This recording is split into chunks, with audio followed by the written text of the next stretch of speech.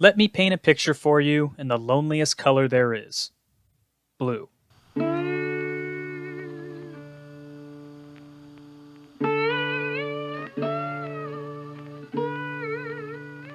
The year is 1973.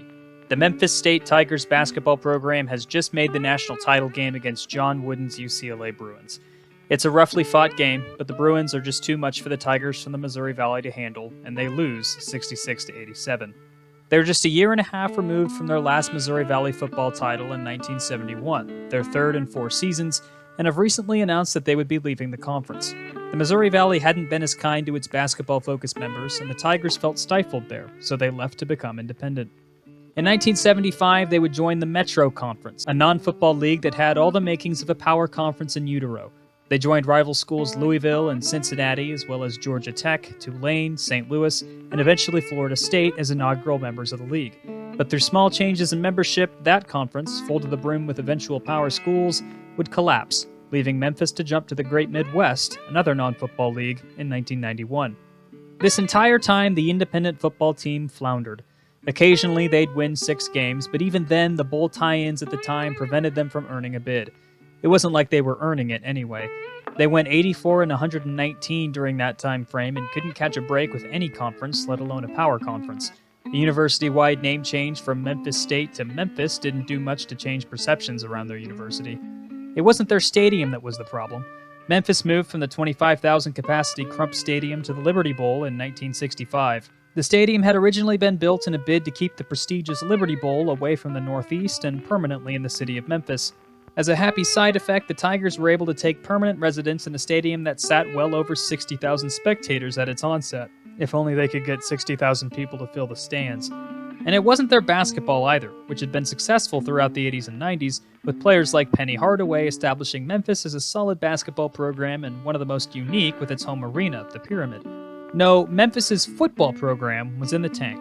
The proposed Metro Mega Conference never came to fruition. Their basketball program, helping merge the Great Midwest with the Metro in 1995 to create the Conference USA, was doing most of the heavy lifting.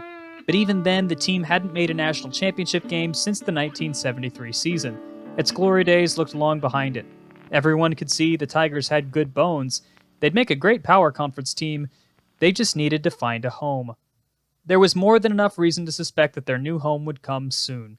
Memphis in the 70s, 80s, and 90s was a rapidly growing city with a burgeoning culture thanks to a multitude of different reasons, like the growth of blues and hip-hop, and the slow decline of post-Reconstruction policies helping put Memphis in the driver's seat for shaping Southern culture as a whole.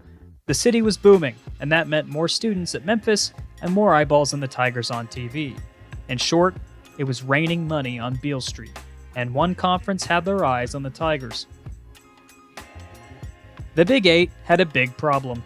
Their conference covered a lot of land mass, with 8 institutions and 6 flyover states. The problem was that, no matter how good their programs were in football or basketball, they didn't cover a lot of large markets for television deals, which were what was running the market on college conferences in the mid-90s. Their biggest markets were Kansas City, Denver, and Oklahoma City. If you squinted, you could count St. Louis, Omaha, and Des Moines, and maybe the Dallas area. But the conference was losing eyeball money fast, especially compared to conferences like the Big Ten, SEC, and Pac-10, which had flagship programs in some of the most valuable markets in the country. They had to hurry, too, because programs like Missouri, Kansas, and Oklahoma were considering jumping ship to the Big Ten or SEC. There were many attempts to remedy this. Reportedly, in the 70s, the conference was close to adding Arkansas in a deal that eventually fell through. The primary target was a school that had both great athletics and a sizable following, that being BYU in Utah. By 1993, there were considerations that the Big 8 and the Southwest Conference would merge and add BYU, but talks of BYU to the Big 8 had long been considered before that. In 1994, Jimmy Birch at the Fort Worth Star-Telegram brought up 3 more schools in big population areas to help flesh out a Big 8 Southwest merger: Louisville, New Mexico, and Memphis. But of course, Memphis got locked out of that future. New Mexico called the conference's bluff on being considered once Texas, Texas A&M, Texas Tech, and Baylor emerged as the top targets, which killed the possibility of BYU being added. Without the top 2 teams, Louisville and Memphis were left high and dry. The Tigers would continue as members of Conference USA alongside their 2 biggest rivals in Cincinnati and Louisville, while creating some more rivalries along the way. Games like the Black and Blue Bowl against Southern Miss and the Battle for the Bones against UAB further solidified Memphis's reputation as one of the most connected schools in college sports. But the football team continued to struggle under Rip Scherer. That is, except for one particular game. Memphis's all-time record against the top dog in the state, Tennessee, was lackluster. So much so that they considered Ole Miss more of a rival than the Volunteers. But in 1996, the 4-7 Tigers would manage one poignant victory against them, 21-17. To date, it remains the only victory Memphis has over Tennessee. The hire of Tommy West in 2001 proved to be a turning point, however. The Tigers struggled at first with a 5-6 season being followed by a 3-9 one, but they built momentum into a 2003 season where they went 9-4 and won their first bowl game since the 70s. They'd be inconsistent throughout Coach West's tenure with the Tigers, but they would still make 5 bowls in total, winning 2 of them. Their last bowl in West's tenure was won in 2008, the same year Memphis finally reached the top of the basketball world again. Led by Coach John Calipari and a plucky point guard from Chicago named Derrick Rose, Memphis would reach number 1 in the polls and win their 3rd straight Conference USA title, all on the way to dominating the NCAA tournament to the national championship game, where they faced Kansas. It all looked like the perfect storm for Memphis to demand the interest of a bigger conference when they won the national title. They lost. But that doesn't mean they didn't get anyone's attention. The floundering Big East Conference, like the Big 8 before it, was in trouble, except this time the stakes were more dire. Their brief time sponsoring football looked as if it were over, with the exodus of most of their programs by 2010. Virginia Tech, Miami, and Boston College ditched the Big East for the ACC earlier in the mid-2000s, prompting the conference to expand with South Florida and Memphis's rivals Louisville and Cincinnati, leaving the Tigers behind in CUSA. But there were far more issues on the horizon. In 2010, the Big East preemptively invited TCU to join the conference because of reports that Pittsburgh and Syracuse were readying to leave the ACC. The Big East failed to incentivize Villanova to improve their football facilities enough to join the FBS from the FCS, and the conference was in dire straits. This was made even worse when West Virginia announced their departure and took TCU with them to the Big 12 before the ink even dried on their Big East agreement. The Big East continued to raid Conference USA with invitations to Navy, Houston, SMU, and UCF, as well as offers for San Diego State and Boise State to join the conference for football. A month later, Memphis finally got their invitation, and they were set to join the Big East. And then the conference collapsed. Rutgers announced they were leaving for the Big Ten. The admissions of Temple, Tulane, and ECU didn't do much to incentivize the league to remain a power conference. The divorce between the football and basketball powers became complete, and the Big East ceased to be the Big East. Memphis, left with the other football-playing members of the conference, became a founding member of the new American Conference, which retained its BCS autonomy status for all of 1 year before losing it. To add insult to injury, Louisville only spent 1 season with Memphis back in the American before jumping to the ACC, once again leaving the Tigers behind in a group of 5 conference. Memphis continued to perform in basketball and had rapidly reimproved its football program with the hire of Justin Fuente. Fuente took the Tigers back to bowl games with a 10-3 season in 2014 and a 9-4 year in 2015. In basketball, they felt like they'd struck gold with the signing of Josh Pastner in 2009. Coach Pastner led the team to 4 straight postseason berths with 2 Conference USA titles. They still looked ready for an opportunity with a power conference, and luckily for them, the Big 12 was perennially in the position to need to look for expansion candidates. But once Memphis ticked over into the American Conference, the Tigers struggled to stand out, and became just another conference team instead of competing for conference titles. This was about the worst thing a basketball school could have happen to them when a power conference was poking around, looking at expansion. At the time, the Big 12 was a conference of 10 when the ACC, Big Ten, and SEC each had 14 teams, and the Pac-12 had 12. They've been able to swing a deal to allow for a conference championship game despite their small membership and no divisions, but the elephant in the room still remained their small size. The question was, who to add that would improve the revenue distribution of its members and not dilute it. Louisville had been turned down by Texas in the last round of realignment, and by 2016, the Big 12 was ready to consider expansion again. BYU was again the favorite, but the conference was prepared to add 4 schools total to reach the same number as some of the other conferences. They reportedly interviewed 17 schools and were set to decide between 11 of them, with Memphis being one of them. Justin Timberlake and FedEx really wanted the Big 12 to add Memphis. It looked like they were going to. And the Big 12 chose nobody. That didn't magically mean that the Big 12's problems went away. Instead, the decision, largely handled by Oklahoma and Texas brass, was kicked down the road a few years until... Hey, you guys were calling the shots! Now you're leaving? Aw, man. Down in Memphis, things were looking up. Tiger football reloaded in 2016 when Fuente left for Virginia Tech by hiring Mike Norvell, who took them to 8-5 his first season, then 10-3 in 2017, 8-6 in 2018, and 12-2 in 2019 before he left for Florida State. By 2020, things were starting to look like Memphis might actually make a push for the college football playoff, but they need a magical season from first-year head coach Ryan Silverfield. Silverfield had been at Memphis during Coach Norvell's entire tenure, starting as the offensive line coach in 2016 and then moving to run game coordinator in 2017. He was the associate head coach in 2019, and instead of finding someone new to lead the team, Memphis hoped that by elevating Silverfield, it'd be business as normal. It wasn't. An 8-3 year during a rough pandemic season doesn't really seem like much of a bad thing on the outset, but it was a step backward in just about every facet of the team from the 2019 season. In basketball, the team was treading water. They hired Tubby Smith in 2016, who had last coached at Texas Tech, to hopefully rebuild the team into a Power 6 team. He couldn't do that, going 40-26, which, again, is pretty good, but not for Memphis. They let him go after his second season and tried to swing for the fences again, and they came up with a familiar face. Penny Hardaway. Most of his friends just called him Penny. From 1991 to 1993, Penny was the machine that made the Memphis basketball team go. As a split-position guard in 66 college games, he scored 20 points per game and made just under half his shots before declaring for the NBA draft and being selected by the Golden State Warriors 3rd overall in 1993. 25 years later, at the age of 46, he was hired by his alma mater to lead their basketball program. Now, this was anomalous at the time.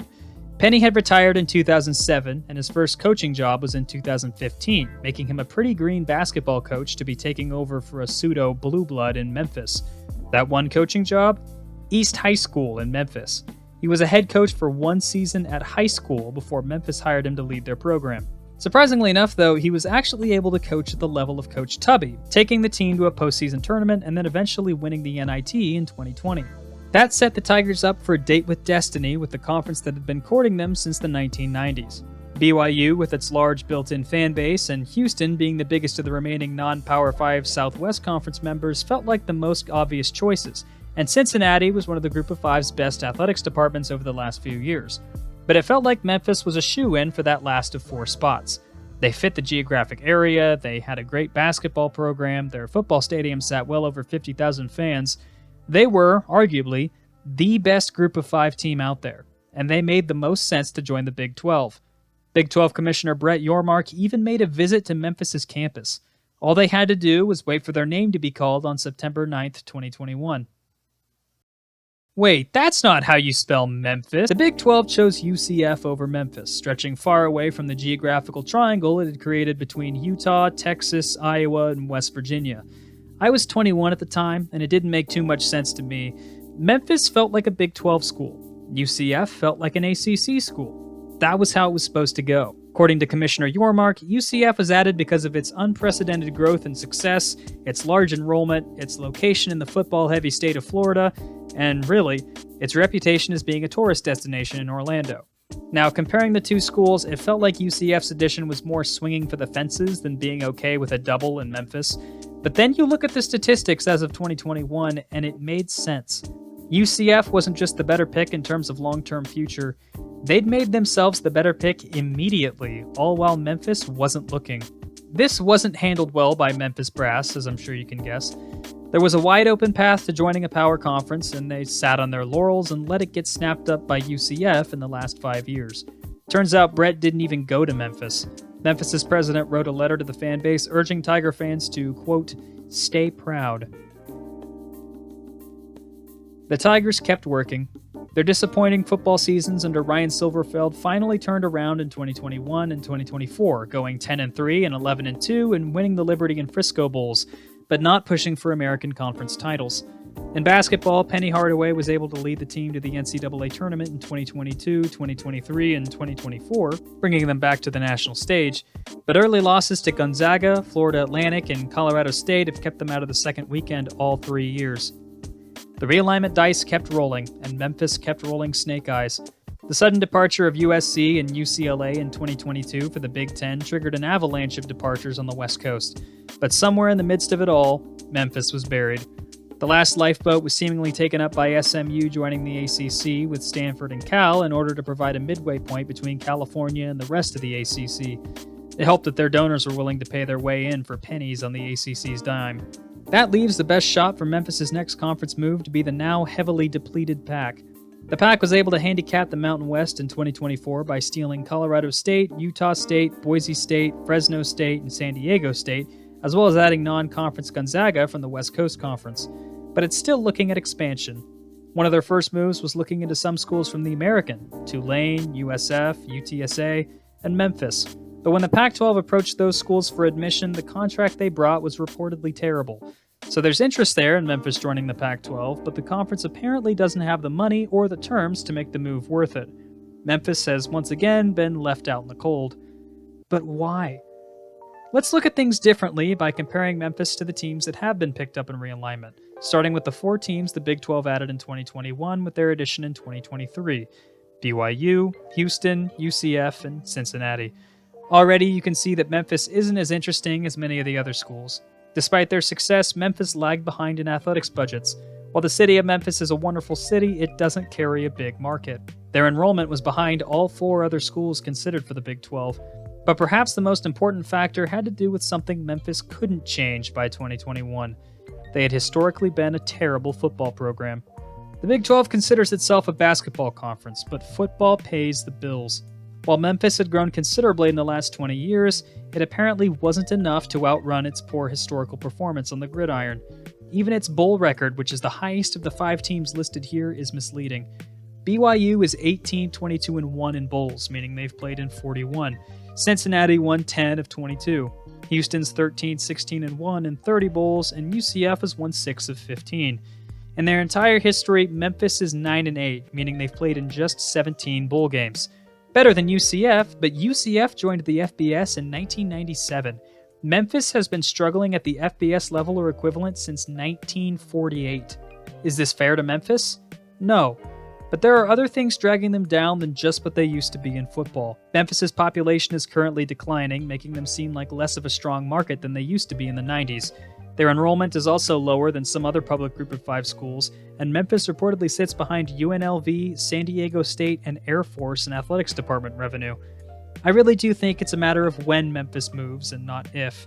And, if I had to guess, I'd say they'll make that decision to move soon. Maybe it's the Pac-12, maybe it's the ACC, maybe it's the Big 12. Memphis has always had its eyes on the top of the sports world. It just hasn't ever been given a shot to prove itself.